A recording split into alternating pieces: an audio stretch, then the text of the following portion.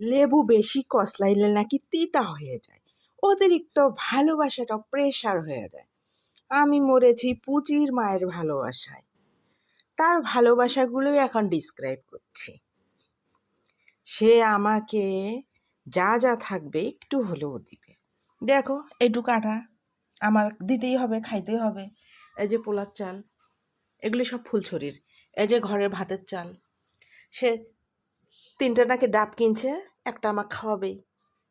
তারপর এই যে চালটা একটা কে যেন দিছে, একটা রাখবে, দিবেই। কালকে বাজার করছে পুচির বাবা, সেখান থেকে একটু করে দিবেই। তারপর এই যে ভুট্টা, এটা হচ্ছে ফুলছড়ির ভুট্টা, আমাকে দিবেই।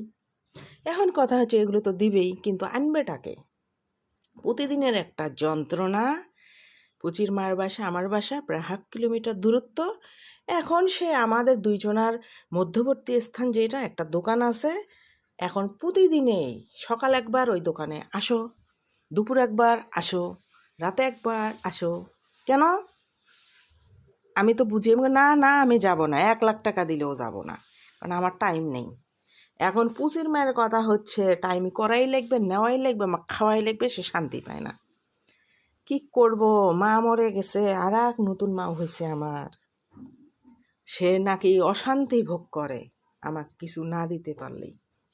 এই দেখো চাল এইটুক দিবেই। এখন এটা ফুলছড়ির চাল, আর দেবটা দিয়ে গেছে, এখন এটা তোমাকে নেওয়াই লাগবে।